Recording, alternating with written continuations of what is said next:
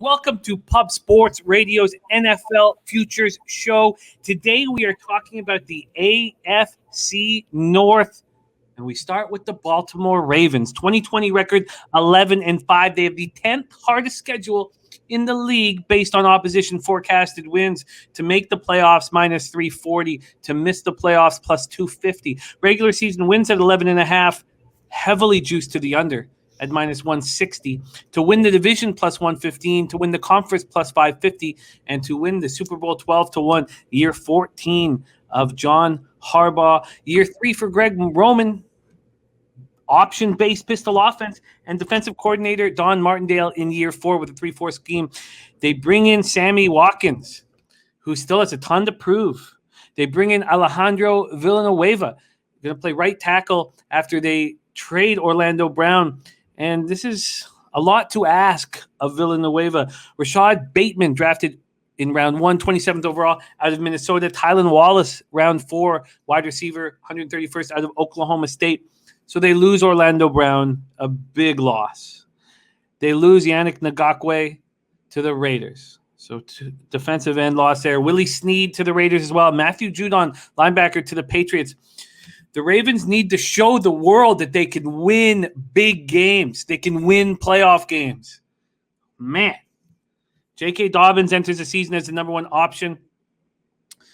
And this was, an NFL best rushing attack. But he didn't have a game with double-digit carries until the team's bye week. And then he just exploded in the second half of the year and was spectacular. Final 9 regular season games, 651 yards, 7 touchdowns on 109 attempts. Also, that all happened without Ronnie Stanley, who was hurt in that time of the season. Their receiving core was bad in 2020. So they went out, drafted Rashad Bateman. They went out, drafted Tylan Wallace. And they bring in Sammy Watkins, a 1-year deal, approve it or bounce. A 28-year-old Sammy Watkins, questionable. But he's an upgrade over Miles Boykin, and he will help Marquise Brown. He's capable of helping Marquise Brown. But Rashad Bateman's going to be big. And Tylan Wallace, 3,434 yards, 26 touchdowns at Oklahoma State. And then there's Devin Duvernay. So they lose Orlando Brown to the Chiefs. That's a tough loss to this offensive line. So basically, they have Ronnie Stanley coming off an serious ankle issue, and Alejandro Villanueva, that could blow up in their face. They bring in Kevin Zeitler after Yanda's retirement.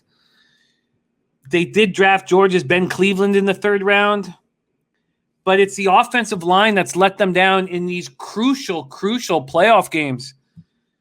And it could rear its ugly head again. Calais Campbell, Brandon Williams anchor the aging defensive line. Marlon Humphrey, Marcus Peters, spectacular in the secondary. But there is not a returning edge rusher who had over 3 sacks last year. So Humphrey and Peters get major extensions. They let Judon and Ngakoue walk. Derek Wolfe is there for the 3-4 defense. But that's all 3 guys, Campbell, Williams, and Wolfe, over 30 years old. This team has issues. They used a first-round pick on Penn State edge rusher Odefi Owa, who had no sacks in 2020. They have Patrick Queen, 106 tackles as a rookie. Chuck Clark, very important quarterback of their defense. But it's safe to say that there are more question marks this year than there were last year, and last year wasn't good. Babano, take it away. Baltimore Ravens. Yeah, this Baltimore team does have question marks, Jimmy. There's no doubt. And I'm only looking under the total if I'm betting this win total. It's a lukewarm lean. I haven't bet it yet, probably won't, but I would look under the total of 11.5 before I bet it over. And there are questions. The receiving core wasn't good enough last year in my mind. It just wasn't. Marquise Brown didn't have a good year. And there was nobody else really outside of him that stepped up consistently. I mean, it was really him once in a while and Mark Andrews. That was essentially the passing game for Lamar Jackson down the field last year. So they did address that in the draft. But again, Jimmy, you're just going to have to hope it's almost like a baptism by fire. These guys are rookies. They're talented. Rashad Bateman, Tylan Wallace, we know what they did their respective schools, Minnesota and Oklahoma State. But, now you got to come in here in the NFL and be not only good, I think they've got to be productive. They've got to be difference makers. They got to be impact wide receivers right away, because this team needs all the help they can get right now in terms of that receiver depth. You mentioned the O-line. Ronnie Stanley off the serious injury. I like the Villanueva pickup. Zeitler's still pretty. I mean, they've got a solid O-line still. I'm not as concerned there. The running backs, of course, I'm fine there. I think it is a good running back group. You can't argue with J.K. Dobbins and Gus Edwards. A nice 1-2 punch there, the running back spot. But look, O-line is okay, is good, not great. Skill position weapons at wide receiver for Lamar Jackson. But more than anything, Lamar Jackson's going to have to continue to improve as a thrower of the football. It's simple as that. And he's got to get over this problem that he's had in recent years, where he's come up short in the postseason. We saw it last year again against Buffalo, in the playoff loss. That was a stagnant offense, and he struggled mightily against a Bills team that, in my opinion, they didn't have the defense last year they had 2 years ago. So it was a bad ending to the season for Baltimore and for Lamar Jackson again. Winning the big games has been an issue. The defensive side of the football has been one of the strengths of this team for years. Wink Martindale is one of the better DCs. He's got his work cut out for him, though. You mentioned the D-line. Aging is the key word. I think you mentioned that, Jimmy. Calais Campbell's good. Derek Wolfe is good. There's a lot to like with this defensive front, but aging guys, can they stay healthy for 17 games? The linebacking core, Patrick Queen's got to play a lot better. They drafted him out of LSU. I don't think he had a good season last year. He's got to be better, and he's got to help out that linebacking core, because I like Malik Harrison leading it, but I think you need more out of him because of where you drafted him a couple of years ago. The secondary, it's very good when they're healthy, and obviously they paid Marlon Humphrey the big bucks with that big contract. So, and he's a good player, but Marcus Peters, he's one of those rambler gambler type cornerbacks. Sometimes he makes the right read, but he can also get scorched, on occasion when he doesn't. Jimmy Smith's a good cornerback, but all we talk about every single year with him is, can he stay on the field? It continues to be an issue year in and year out for him. So the secondary even has their share of concerns going into the year. So when I look at this Baltimore team, you said there are more questions than answers for the first time in a while. I kind of feel the same way. And we'll get to Cleveland in a second. I was mystified that Baltimore was ahead of Cleveland as a favorite to win the AFC North, to be quite honest with you. Baltimore hasn't proven a damn thing in the playoffs under Lamar Jackson. Cleveland at least has won a playoff game last year, and not only won it, but destroyed Pittsburgh, dominated that game. And I thought they gave the Kansas City Chiefs a real good game and a real good battle on the road in Arrowhead Stadium the very next week in the divisional round. Of these two teams, Baltimore and Cleveland, and I know there's people that disagree, but I know there's also people that agree with me. I've got Cleveland better than Baltimore. Power rated better, power rated higher. I have them as the better team coming into this division, and I've got concerns about Baltimore. You look at last year, 11-5 straight up. I'm not sure they are a better than 11-win team this year with all the questions. 11-7 against the spread last year. I don't think they're going to match that point spread mark. They're a bet against team for me. And with Baltimore being so good these last few years, one of the better teams in the AFC, point spread is going to be reflective of how good this team and consistent they've been, especially in the regular season the last few years. I think there's going to be good spots, good prices, good numbers to go against this Baltimore team in 2021. I agree with you completely, but I don't think it's going to be early in the season. I think you have to wait for these important key pieces that are over 30 to start breaking down. I see them as a fade later in the season, not early in the season. And we know what Harbaugh does. This team's going to be ready to roll out of the gates. So he does have a great week one track record. Yes. Anybody that's followed Baltimore knows that. They haven't just beaten teams. They've destroyed and annihilated teams in the first game of the year. So from a gambling standpoint, we want them to come out of the gates spectacular. We want them to be very strong out of the gates. Yep. And then be ahead of the market when we start fading them. And makes sense. Can't wait to see these battles in the North. So we'll move on to the Cleveland Browns. Did you have any last words on that Ravens squad? Other than I would lean under the total, but I haven't gotten there yet because of where the juice was on it. But it would be under 10.5 or nothing for me with that win total. We've already heard Babano very high on this Cleveland Browns squad, and you have every right to be offensively. But I think there's questions defensively. I think there's questions at defensive tackle. I know there's questions at defensive tackle. Let's go to work and break them down. 2020 record 11-5. They're going to be buoyed by this third easiest schedule in the league based on opposition forecasted wins to make the playoffs minus 240. And that's a pretty good price. That's a pretty good price. To miss the playoffs plus 190, regular season win total at 10.5. It's a pick 'em on either side at minus 115 each. To win the division plus 165, that's a pretty nice number there. To win the conference plus 800, to win the Super Bowl plus 1600, year 2 of Kevin Stefanski. Offensive coordinator Alex Van Pelt in year 2, as is Joe Woods and his 4-3 scheme. Key acquisitions, Jadeveon Clowney, whom I don't trust. Still called an elite pass rusher. Not in my mind. DeCarris McKinley, defensive end from the Falcons. Okay. John Johnson, the safety from the Rams. Greg Newsome, picked first round, 26th overall from Northwestern. And then Jeremiah Owusu-Koramoah, round 2, number 52 overall from Notre Dame. They lose Sheldon Richardson. They had to cut cash somewhere. They lose Ogunjobi, another defensive tackle. It worries me. It worries me for Browns fans. And Olivier Vernon tore his Achilles in week 17. It was too bad because he really stepped up last year. But offensively, everyone's back. All 11 starters, and this is Beckham's last chance. Last chance. They took a huge leap forward, this Brown squad, in 2020. Made the playoffs for the first time in 18 years. An elite ground attack. And Stefanski, the first thing he did was he endorsed Mayfield, and then Alex Van Pelt went to work on him. And that was a great, great move by both of them. Mayfield wasn't great in the first half of the year. After week 9 bye, 4th highest graded passer by Pro Football Focus. So only Rodgers, Watson, and Derek Carr.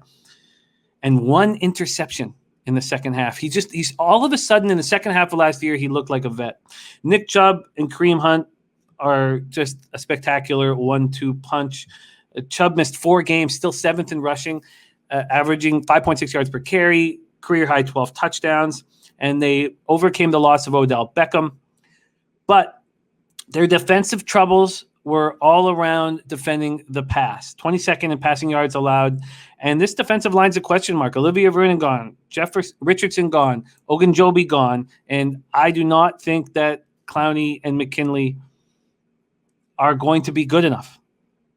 Clowney didn't log any sacks in 2020. 22 quarterback pressures, so it wasn't awful.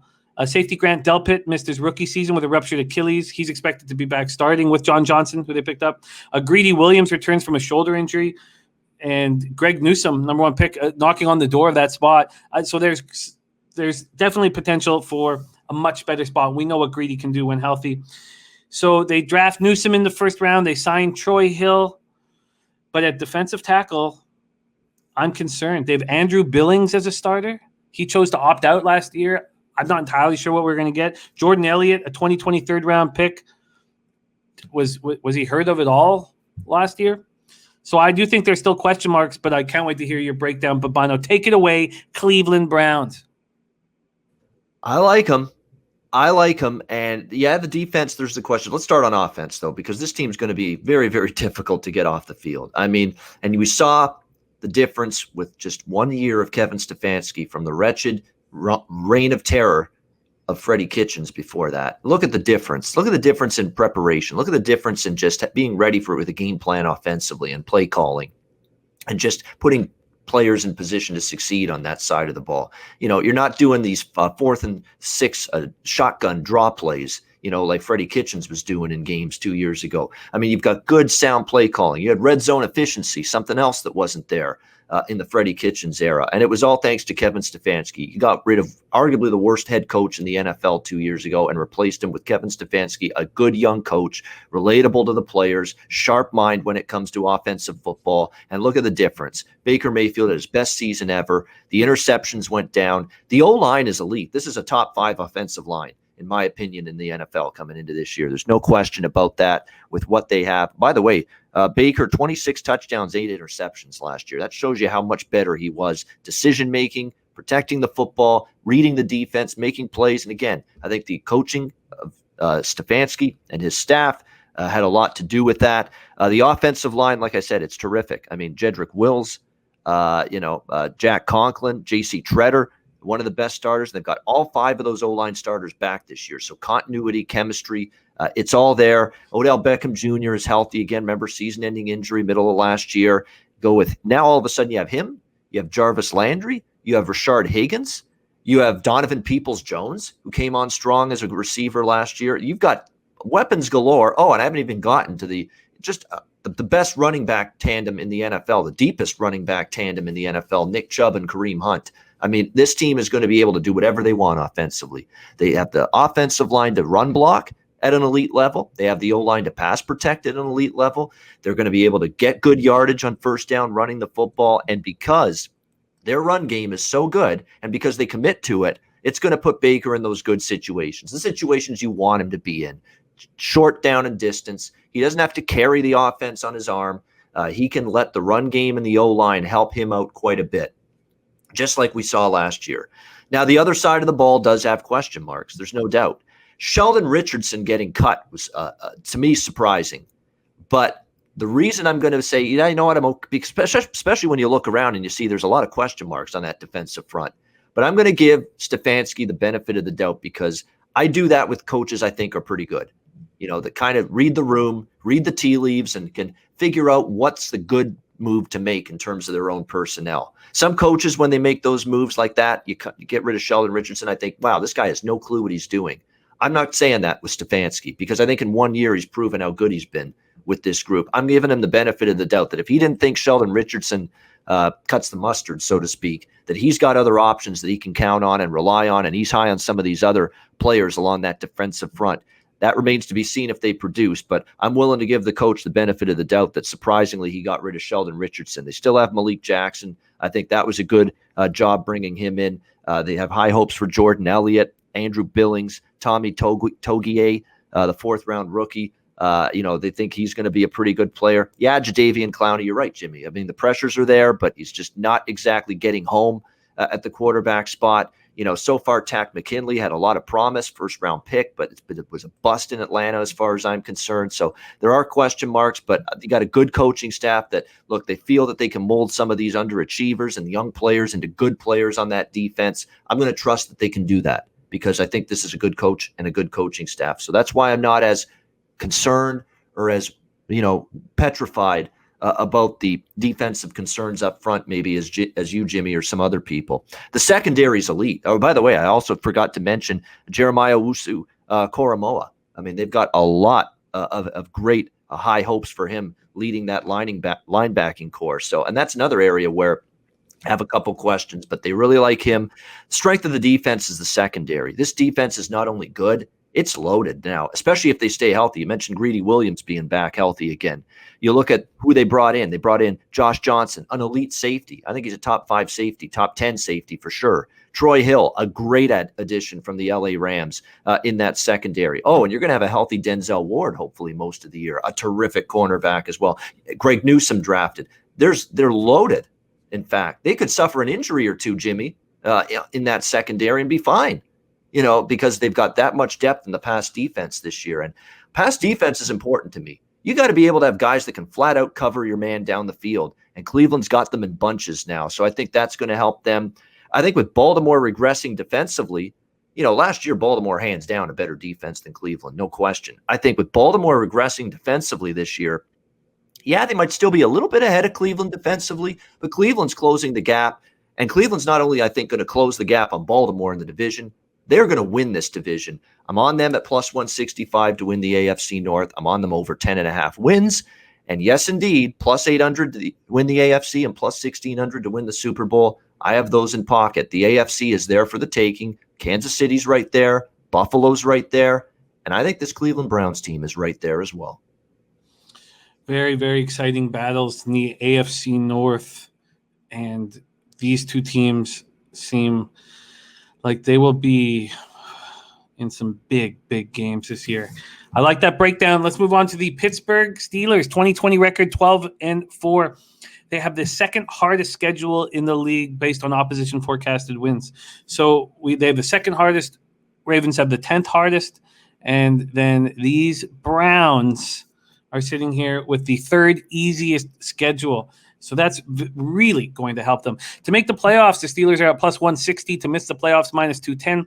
Regular season wins at 8.5, juiced to the under at minus 140.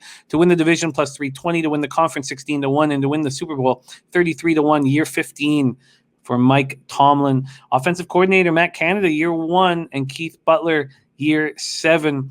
Key acquisitions, Najee Harris is the most important acquisition for them. Round 1, number 24 overall out of Alabama.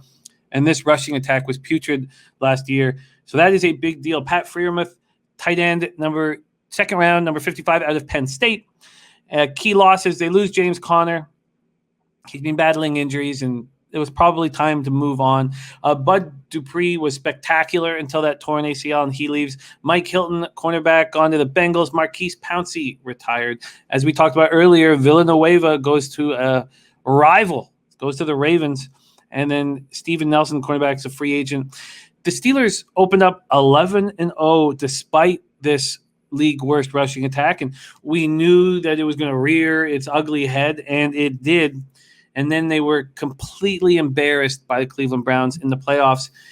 Najee Harris is going to see a ton of work right away. This Pittsburgh rushing game, last in yards per carry. Connor led the team with 721 yards, 60 TDs in 13 games. And Najee Harris, 6'2", 230-pounder, over 1,000 yards each of his final 2 seasons at Alabama.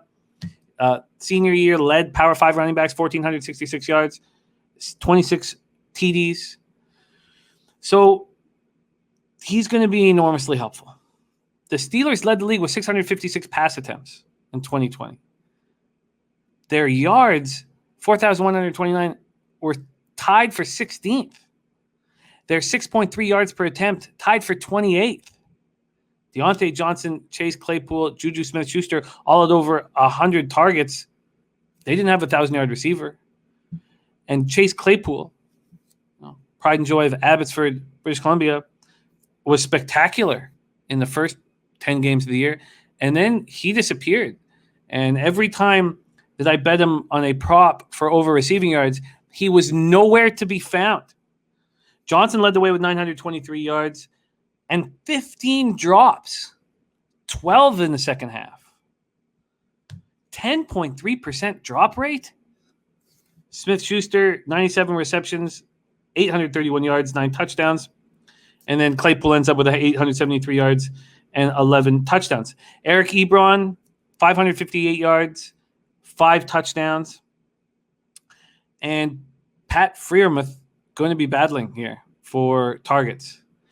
They need to bolster their offensive line. They draft Kendrick Green in the 3rd round and tackle Dan Moore in the 4th round. Green's expected to move into the spot that Marquise Pouncey vacated, the center spot. That's not going to be easy. That is not going to be easy. They already have right tackle Zach Banner, Chukwuma Okorofor as well. This was one of the best defenses in the league in 2020. They led the NFL with 56 sacks, tied for the league lead with 18 interceptions, allowed 24.8 points per game over the final 5 weeks of the season, and then were completely embarrassed by the Cleveland Browns. Obviously, the Bud Dupree injury was devastating. They lose Hilton and Steven Nelson. That's big losses at cornerback. TJ Watt is spectacular. 2nd in Defensive Player of the Year voting. Minkah Fitzpatrick is unbelievable. So they add Melvin Ingram, Stephen Tuitt, Cameron Hayward, and Tyson Alualu are very good. Very good. And Robert Spillane emerged. They have Joe Hayden there. So they still have a ton of big pieces. I'm very curious to hear your breakdown of these Pittsburgh Steelers. Are the heydays of the Steelers behind us? Are they becoming a team that could be picked on by the Cleveland Browns and maybe Baltimore Ravens? They're somewhere in between. And they're somewhere in between the wide range of about, I would say 25 or 30 different opinions of people I've talked to about the upcoming season regarding Pittsburgh. And I swear you could cut it right down the middle. I think it's 50-50 on either side. I've got a half of the people I know that I've talked to about this team think there's going to be no drop off. There's going to be no decline. They're still right there in this division, right with Cleveland, with Baltimore, chance to win it. Heck, maybe even a chance to do damage in the playoffs. Some people I've talked to think that about this team. And then there's the other half that say, this is the year of the great decline. This is the year of the great fall off for the Pittsburgh Steelers. And not only are they not going to compete with Cleveland and Baltimore, they're not going to make the playoffs. There are people that think that as well about this Steelers team. I think they're somewhere in the middle, because here's the things you like about them. Ben Roethlisberger looks like he's taken this year extremely seriously, and you like that, in that he's come into training camp in terrific shape, some of the best shape in years for him. He's looked extremely crisp, and look, the arm strength is never going to be what it once was for Big Ben, and we saw that on display last year, especially when the offense just completely went in the tank down the stretch. I mean, there was no zip on his passes. Everything was dink and dunk. And that was, defenses, there was just no testing deep ball. And defenses were just crowding the line of scrimmage, just daring them to dump off the football. And there was no run game to be had as well. And when you have no threat of a deep ball and you can't run the football, you ain't going to have an offense. And that's exactly what we saw with the Steelers at the end of last year. But what I like is that he's throwing the football sharp, crisp so far in preseason. In terms of his physical condition, as good as it's been in a few years. That's the good news. The bad news is the O-line. I mean, this is a lot of people that you got to replace, on the offensive line. We're talking 4 starting O-linemen from last year gone, and that's the problem. Marquise Pouncey, Matt Filer, Alejandro Villanueva, who we just mentioned, they're all gone. David DeCastro got cut, so you're going to have to really just patch up. This is basically starting from scratch on the O-line with a completely brand new O-line unit. And who knows how that's going to go. I mean, they like Chukwuma Okorafor, so it's going to be interesting to see what he can do. Zach Banner, is a good right tackle. He's someone that's at least still there, but then it's going to be Dan Moore, a rookie. You're looking at just all kinds of guys that are going to be getting really their first crack at being starting O-linemen. So that's where the issue is going to be here for this Steelers team. And how do they shore that up is going to be a critical part, because, the directive from Art Rooney is run the football. The owner has basically said before the season, enough of this, struggle to run the football. We need to run the football. So they better hope the O-line can run block. That's why you got Najee Harris, because you want to run the football. He's certainly got the talent, it looks like, to be a great running back in the NFL, but he's also got to have good run blocking ahead of him. And again, there's those questions about the O-line of the Steelers in that regard. I like the receiving corps: Smith-Schuster, Johnson, Claypool, of course, our fellow Canadian. Yeah, he had a rough finish. I don't like that he was starting to flap his gums a la Antonio Brown and some of these problem child receivers the Steelers have had in the past. Don't go down that route. Stay professional. Don't do the social media BS again. Just focus on your craft. Hopefully Claypool does that again this year. Don't become a head case. Don't do that. Pittsburgh defense. I mean, they lose Bud Dupree. Big loss, obviously, even though he got hurt last year. They weren't the same. Alex Highsmith, they're going to have to hope who's taken over for Dupree. He only had 2 sacks last year. So you need more than that. I don't know about the Melvin Ingram signing, Jimmy. Like, he's 32 now. Is he really going to give you the years he gave you most of the time at the Chargers? I'm not so sure about that. So I think the pass rush is weaker. That's a concern for me going into the year. I think against the run, they'll be good because the interior of the line's very strong. Cameron Hayward, Stephon Tuitt, Tyson Alualu still there, and he's a great run stuffer for sure. And there are things to like in the linebacking core. Devin Bush, we talked about that too. The defense wasn't the same when he got hurt. Devin Bush, he's going to be healthy again. It's huge. And now because he's healthy again, even the other guys that took his spot and I think filled in admirably, they did about as good a job as they could. The likes of Vince Williams and Robert Spillane and guys like that were filling in. At least they've got more experience now and they should be better players because of all the snaps they took with Bush injured last year. So that should be a good thing. They've got still one of the best safeties in Minkah Fitzpatrick to lead that group. The secondary is where I have some concerns here. There's going to be some pressure on this secondary. Justin Lane, he's going to be getting more responsibility. 3rd-round pick a few years ago to start.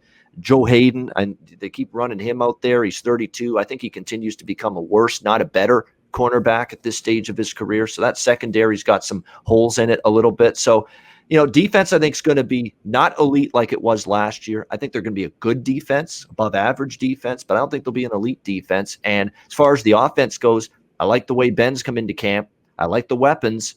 I like the Najee Harris draft pick, but I'm not going to just say, wow, this is going to be a an explosive offense until I see that O-line can come together. I mean, you're talking about 4 new starters on the offensive line. I need to see that comes together. Sometimes it's okay to say, you know what? I don't have a real good feel for this team one way or the other. Over or under, bet on or bet against. And that's exactly where I'm at right now with the Pittsburgh Steelers. The market saying that this team will be under 500, minus 140 to the under 8.5 wins. Let's move on to the Cincinnati Bengals, the longtime doormat of this division, which we thought maybe was going to change. 2020 record 4-11-1. They have the 5th hardest schedule in the league based on opposition forecasted wins. To make the playoffs plus 400, to miss the playoffs minus 600. Regular season wins sitting at 6.5, juiced to the under, pretty big at minus 135. Get plus 105 for the over. To win the division, 25-1. Conference 50-1. Super Bowl 100-1. Zach Taylor, year 3. Along with Brian Callahan and the West Coast offense.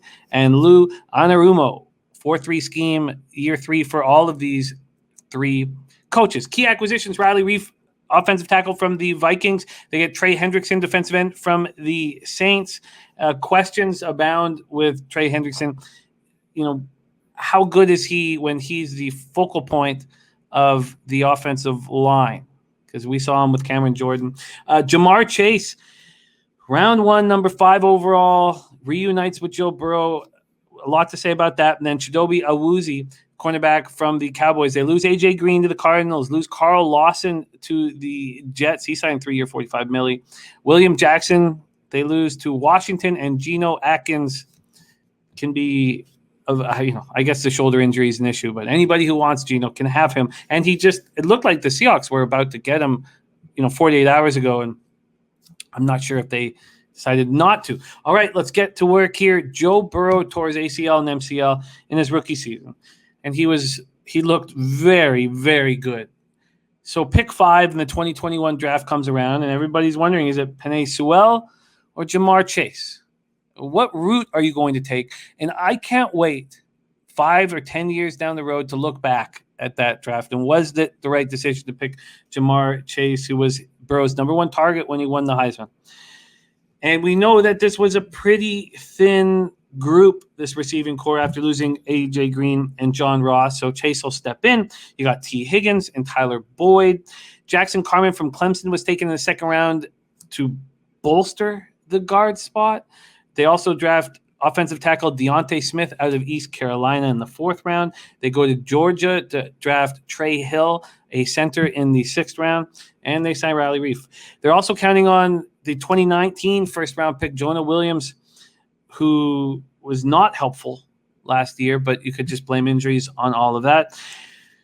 They put all their eggs in Joe Mixon's basket, and everybody knew what was coming after Burrows went down. It was going to be Joe Mixon, fill the box, and 3.6 yards per carry through the team's first 6 games, and that's when he should have been putting up 5 yards per carry because Burrow was there. Then he has the foot injury, and he ends the season. They wait until the 6th round before drafting Chris Evans from Michigan. So Samaje Perine, Travion Williams, and Evans will be Mixon's primary backups, and a foot injury is a tough thing for a running back to get over. So we have Trey Hendrickson joining the fold. They're hoping to see a bounce-back season from Sam Hubbard. The secondary added 2 marquee free agents, but they lose William Jackson III and Mackenzie Alexander, and then bring in Hilton and Awuzie. Trey Waynes missed all of last season with a pectoral injury. So if you have Trey Waynes, Mike Hilton, and Chidobe Awuzie, that means that you have 3 cornerbacks that have never played a down for the Bengals. So Jesse Bates expected to hold this secondary together, and then Jermaine Pratt is the main weapon of this young Bengals linebacking core. Very excited. I'm very excited to watch the Bengals play. Are they going to win any games, Babano? I don't know how many games they're going to win because they're in a tough division. Especially if Pittsburgh's decent or good and doesn't have the fall off some people think they might, then that's obviously a brutal division for Cincinnati, especially with 2 teams that we think are going to be at the top, Baltimore and Cleveland as well. So terms of how many wins, I don't know. I wouldn't bet them under. I wouldn't be in a rush to bet them under anyway, because I've seen enough of Joe Burrow even before that gruesome injury. And look, obviously there's, how's he going to be coming off that kind of just, very significant injury? Can he get back to being Joe Burrow we knew at LSU? Joe Burrow before he got hurt last year, dual threat, run with the football, athletic, be able to get outside the pocket and just be accurate, incredibly accurate, throwing the football outside of the pocket. That's one of the strengths that he has. Can he do all of that post-injury that he was able to do pre-injury? We know the O-line had to be addressed. It had to. It was a shit show offensive line last year. It was brutal. It was embarrassing. They basically almost got their quarterback decapitated last year with that injury. It had to be addressed. And I'm not saying this is a great offensive line with the moves they made in the offseason, but they're going to go from horrendous to at least okay, I guess is the word I would use. I think they are going to be improved. I think they are going in the right direction with the O-line, with what they've done in this offseason. Obviously, the decision was Penei Sewell or Jamar Chase. I don't hate the decision. Burrow's got the history with him in LSU, and Burrow really, really campaigned and lobbied for Jamar Chase to be taken, and he was. I would have loved Penei Sewell there, but when you look at what they did with the offensive line, because that's obviously where they had to focus after what happened last year. They used the second-round pick on Jackson Carman. I'm hearing good things about him, especially in terms of run blocking. I'm hearing really good things about what Trey Hopkins might be able to do, or Quentin Spain might be able to do. And of course, they bring in two really good additions in the offseason, including Riley Reif. I think that's a very, very nice move and addition to the offensive line to shore up those tackle spots. And Jonah Williams, the other one, they're saying he's made tremendous strides in camp. So you like hearing that, because the tackle positions are going to be the positions that failed them last year. They're happy with the progression that Williams is making, Jonah Williams, and they think that Riley Reif's going to be a great addition at the other tackle spot. So to me, there's pieces in place that say this O-line ain't going to be the bottom feeder candidate for worst offensive line in the NFL that they were last year. They will be better than that. And with a guy like Burrow, Jimmy, you don't need an elite offensive line. You don't need, an offensive line to give him 5, 6, 7 seconds. That would be nice, but you just give him enough time to just set up, look downfield, and then make a decision with the football, because he can do the rest with his ability to scramble and get outside the pocket. You just need that O-line to hang in there for enough steamboats and enough seconds to give Burrow the time he needs to execute that offense. And I think they're in a better position to do that right now. Joe Mixon's a good running back. He should have better run blocking ahead of him. They do feel they'll be able to run the football a little bit better, take pressure off the O-line, and of course, Joe Burrow. I like the receiving core still and what they've got with T. Higgins and a lot of the weapons that they have at that position. So I think the receiving core still is going to be fine. Of course, they bring in Jamar Chase, as I mentioned. So I think there's going to be some weapons too in the passing game for Cincinnati, even without A.J. Green now, who went to Arizona. The defense, obviously, the pass rush, it's going to be important. And I love the signing of Trey Hendrickson. Incredible year last year for the Saints. And I think he's going to be, and look, Dunlap moved on. So being able to get Trey Hendrickson was big for the Bengals on that defensive side of the football, really improved that pass rush. They went in the 3rd and 4th round to draft Joseph Osai out of Texas, Cameron Sample out of Tulane. And I saw Tulane football a lot last year. Cameron Sample was a disruptor along the line of scrimmage on the defensive side of the football for Willie Fritz there with Tulane. And I think he'll be a good player potentially in time for Cincinnati. So I like the way they're trending there. The defensive interior, when you look at it, Larry, I should say, Ogunjobi brought in, Tyler Shelvin drafted in the 4th round, to go along with Daniels and Reeder. When you look at the interior, it was a really bad interior. Everybody ran the football against the Bengals last year. There's still some question marks, but you got to think they'll be at least markedly better this year. The secondary, Trey Waynes, they gave him the big contract, and he was hurt much of last year with that pectoral injury. When he's healthy, he's been better than he was early on in his career with Minnesota. And if he stays healthy, that's definitely going to help the secondary in my mind. Chidobe Awuzie has been with Dallas for years. They bring him in. Mike Hilton as well. Darius Phillips, probably the best corner they've got, and I think he'll be fine there. Jesse Bates, I think he's quickly become one of the better safeties in the NFL, so I like them at that spot. The linebacking core, Still some question marks here because the linebacking core couldn't cover over the middle of the field, and you're going to have to hope that, Davis Gaither, Logan Wilson, guys like that improve because it was ugly. Couldn't cover over the middle of the field last year. You hope they're improved with a little bit more experience. So as far as wins go, there's a lot of questions both sides of the ball. I think the O-line's better. I think they're going to be an over team in terms of their game totals because I think the offense, if Burrow's back, the O-line's better. I think there's still more holes and concerns that I have personally on defense for Cincinnati this year than offense. And I think they'll be better. And Burrow, with him back, he'll just find ways to move the football and score points. He's that good. He's proven he's that good already in just his young career. So I think they'll score points more than anything. You look at last year that they were 4-11 straight up, and yet they still managed to be a winning point spread team. You got to be kidding me with that crap team of last year around Joe Burrow and Joe Burrow being out for half the year. And they still had a profitable ATS record. I think they're going to be another year where they're a profitable ATS team this year. They're going to be the team I'll be looking to bet on. I think they're going to have a winning ATS record. You're going to be getting a boatload of points, most games with Cincinnati. And I'm not asking them to win those games. I'm asking them to be right in those games. And it's going to be tough to blow out Joe Burrow with what he can do on the offensive side of the football. So this is definitely a team I'm going to be looking to bet on. I don't love the win total. I'm obviously not going to look anything futures-wise. But ATS, week to week, will I be looking to bet on Cincinnati? Absolutely. There you have the AFC North. And every Tuesday night throughout the year at 8 p.m. Eastern, we will be breaking down each and every single game on Pub Sports Radio, Opening Lines show. And then on Sundays, we will have revolving guests for an NFL Pub Hub show, which we're really excited about. 2 hours before kickoff, leading all the way to kickoff and going over player props and all of that. Thank you guys so much for your support. Please hit the like and the subscribe buttons, but we can't do it without you. So thank you for watching. On behalf of Babano, myself, and everybody at Pub Sports Radio, let's have ourselves a giant football season.